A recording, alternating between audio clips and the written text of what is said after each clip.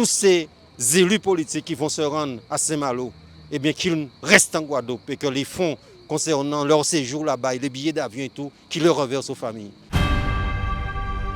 Nous sommes présents parce que, je le disais tout à l'heure, s'il faut écrire un bouquin sur le nombre de salariés broyés par l'industriel, je ne sais pas quel sera le chiffre et peut-être combien de jours on prendra pour écrire un bouquin là-dessus. C'est ce que nous pouvons dire aujourd'hui. C'est qu'il y a un silence jusqu'à ce que nous sortions un communiqué le 24 août, un mois après, un silence des autorités. Moi, je veux bien. Lorsqu'il s'est agi de d'autres situations, on voit que les procureurs se réunissent. On voit qu'il y a une conférence de presse, il y a un point d'étape, il y a un événement grave. Il y a eu 2 morts, malheureusement. Il y a eu des camarades qui sont blessés dans leur chair, pas seulement les 3 qui ont été gravement brûlés, qui ont été placés en coma artificiel et qui maintenant, heureusement, sont sortis de ce coma-là et maintenant, il leur faut traverser une épreuve. Lorsque nous savons que les familles vont souffrir parce qu'il faudra s'occuper d'eux, les camarades n'ont pas leur autonomie, lorsqu'on sait qu'il y a des veuves, lorsqu'on sait qu'il y a des orphelins et que ces motus bouscousus ajoutés de la part de l'administration, de la part surtout de l'industriel et qui aujourd'hui n'est pas en garde à vue, n'est pas mis en examen, ça nous interrogeons. Alors, nous aujourd'hui, c'est ce que nous souhaitons, c'est que des personnes, pas forcément la famille, parce qu'elles sont véritablement touchées dans leur chair et meurtries jusqu'à la fin de leur vie, mais que d'autres personnes autour d'eux, autour de ces familles, puissent venir et conforter, renforcer ce travail pour que la vérité puisse éclater rapidement. Pourquoi nous le disons? Voyez-vous, dans quelques mois, ce sera la route du Rhum en Guadeloupe.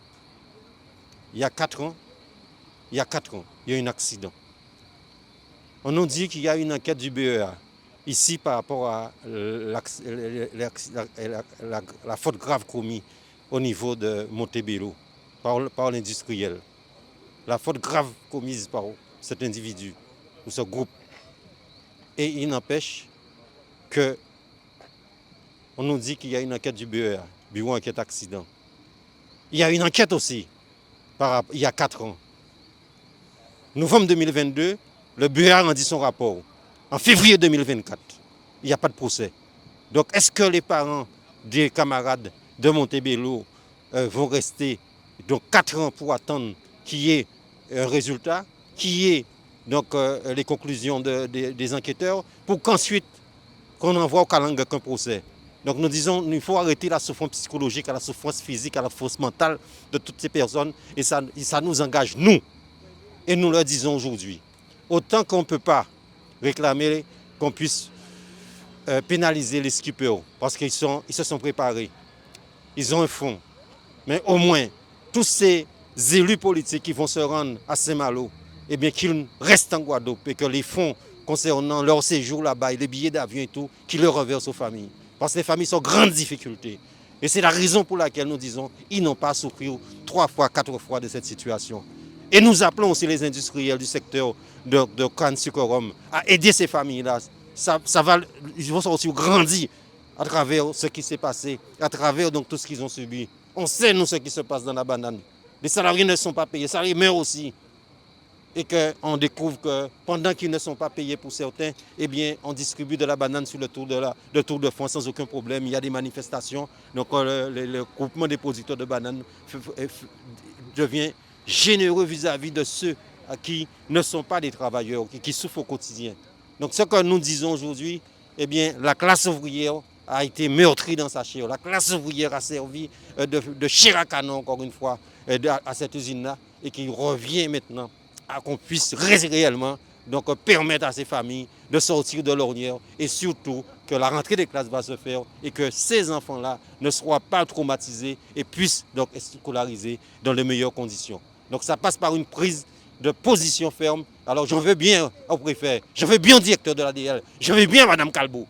Mais il s'agit aujourd'hui qu'on puisse mettre en examen certaines personnes, à défaut de les emprisonner, mais les mettre en examen par rapport non pas à des morts involontaires, homicides involontaires, blessures involontaires, c'est des homicides volontaires et c'est blessures volontaires.